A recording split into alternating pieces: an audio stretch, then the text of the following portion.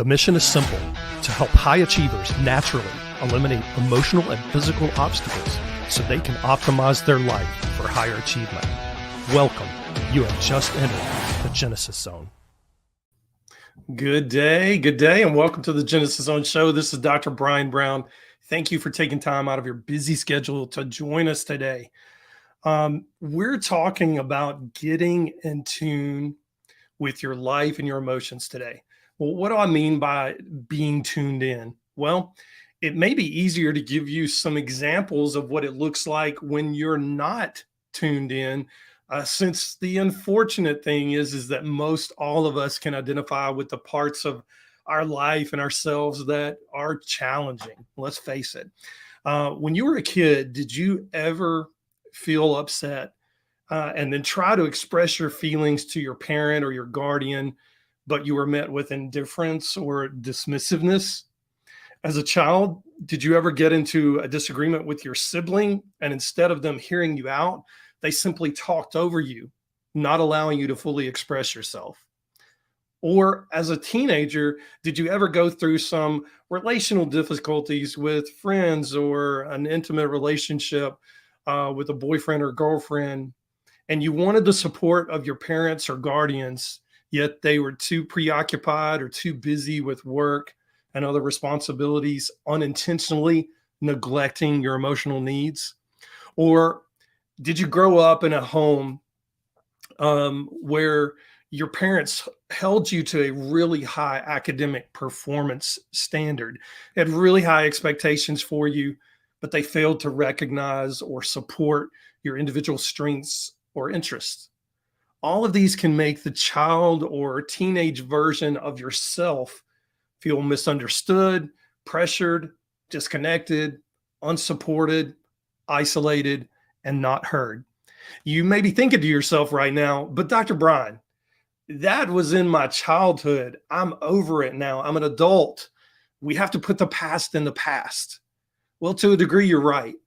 But when things like this happen repeatedly over time, or with a severity of intensity, or they occur in the presence of verbal or physical or sexual or neglectful type abuse, it can actually have a significant negative impact on the development of your brain that can carry over into your adult years. So what does this even look like for an adult? Well, have you ever struggled with anger, sadness, anxiety, loneliness, or being easily frustrated? In adulthood, have you struggled to form healthy, meaningful attachments or maintain trusting relationships? Do you struggle with communication or communicating your thoughts, especially when it comes to expressing your emotions and feelings? Do you struggle with assertiveness and conflict resolutions? In other words, do you act like an ostrich and put your head in the sand when conflict comes your way? Or do you explode like Mount Vesuvius? Either way is not healthy. We need to learn to be assertive. Do you struggle with making decisions? Do you lack confidence in your abilities despite people telling you you're amazing at what you do? Do you suppress your emotions, doing anything to avoid disappointing another person? Are you hypervigilant? In other words, are you extremely sensitive to the needs and emotions of others? In other words, reading the emotional temperature of a room when you walk in and adjusting yourself immediately. Do you constantly scan your environment for cues to ensure that you can anticipate and meet others' expectations, often at the expense of your own needs? This strategy aims to minimize the risk of further misattunement by becoming hyper attuned to others' signals. Do you have a strong sense of self-reliance and independence as a survival strategy? What I mean is, did you learn to rely on yourself and suppress your emotional needs to avoid disappointment or rejection? This strategy allows you to navigate your life without relying on others, but it can also lead you to a sense of isolation and difficulty in seeking support from others. Are you emotionally withdrawn? Oftentimes, by avoiding vulnerability and emotional expression, you believe you can minimize the risk of being misunderstood or rejected. Are you a people pleaser? By constantly seeking external validation, you hope to prevent further misattunement and maintain a quote unquote happy relationship. Are you avoidant? Meaning, do you avoid intimacy for fear of being misattuned by someone that you've chosen to trust? Are you an overachiever? Misattuned individuals can channel their energy into overachievement in certain domains to compensate for perceived deficits or to gain recognition and validation from others. They believe that by excelling academically, professionally, or in other ways, they can prove their worth and gain acceptance. The concept we're talking about today is misattunement. Yes, it has a name, and chances are you've never heard of it before. In simple terms, misattunement refers to a situation when there is a lack of understanding or connection between two people, especially in the context of relationships or communication. It occurs when one person's thoughts, feelings, or needs are not properly recognized, acknowledged, or responded to by the other person. Think of it like a musical instrument that is slightly out of tune.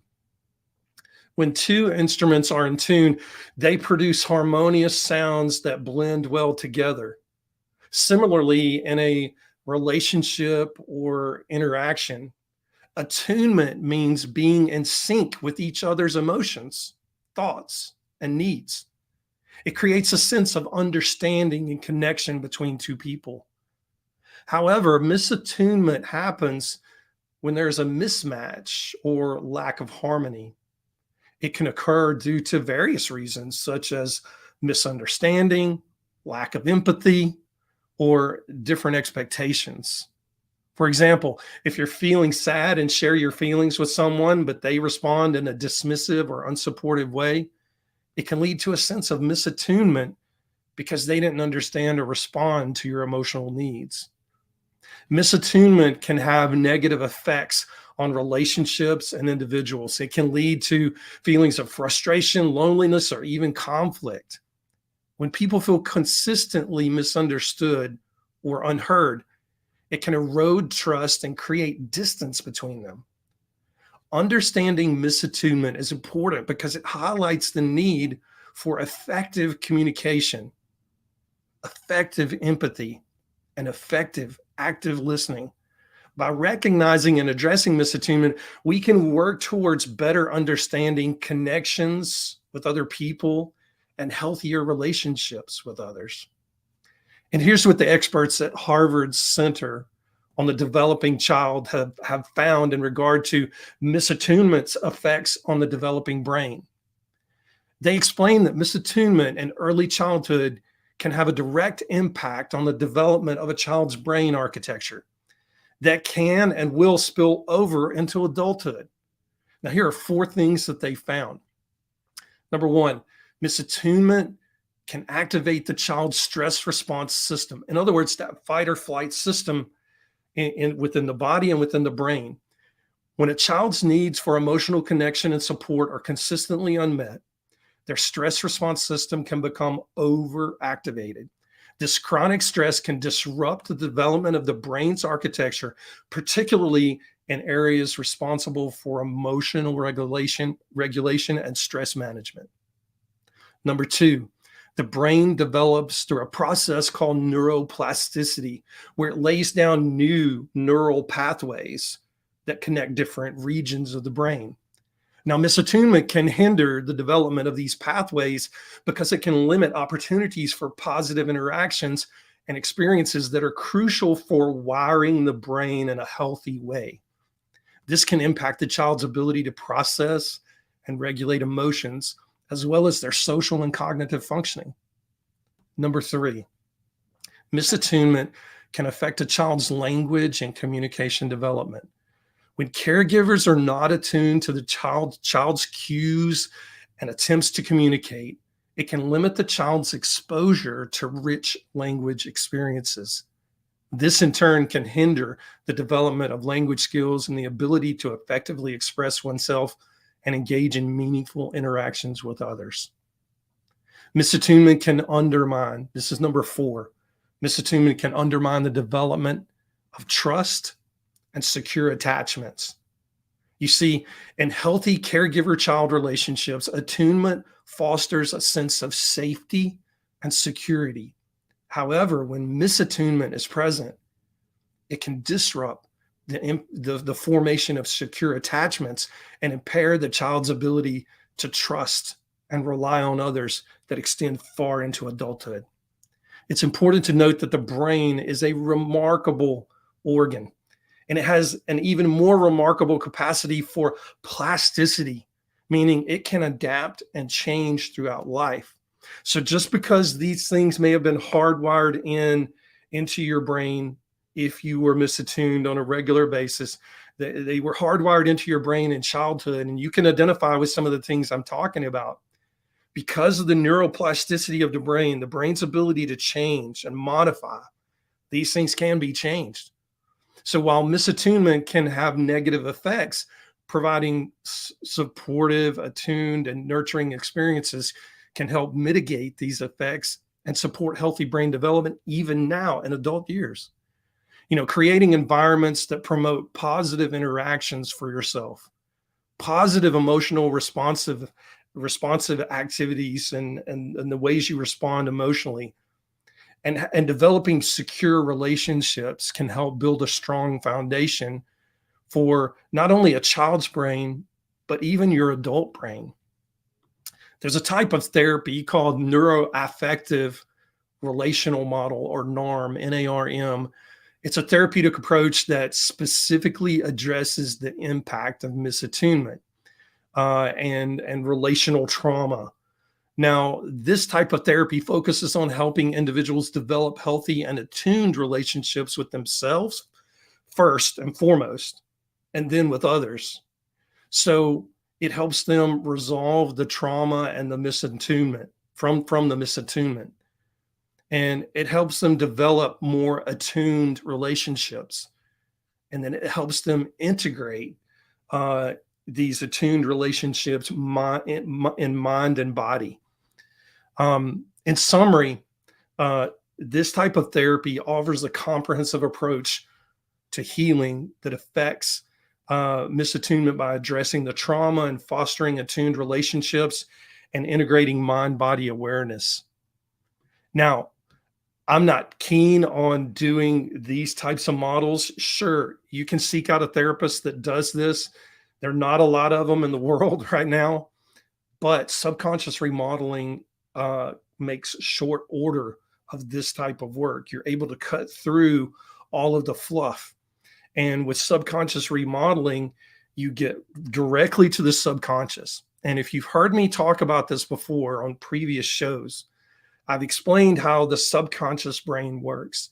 When we have an experience in our life that occurs to us, around us, we have to interpret that. The brain interprets that. It assigns it, it attaches it to an emotion within the brain, and that emotion gets assigned to a belief. And there's a new belief that's formed. That literally changes the brain chemistry within the neurological system. And the neurological system, which communicates with every cell and every organ within the body via these chemical and electrical messages, sends out new messages to the body. And it literally will reprogram through the DNA how the organ systems are supposed to function, how your stress response, your adrenal glands and your heart and your lungs. If you ever notice that you're a constricted breather, I mean, you have a hard time taking a full deep breath in. If you ever notice that you have heart palpitations, your heart races with you because you're keyed up and anxious and nervous all the time, especially if you can relate to the things that I've talked about in this podcast episode today, then there's a good possibility that the messages being sent to your body are ineffective messages based on past misattunement. And all we have to do is change that message to a new message so that we can rewrite the script to the DNA and change the function within the body. Is it a rapid process? Not necessarily. Is it more rapid than doing traditional therapy with a specialized type of therapy that's designed to handle misattunement? It's definitely much faster.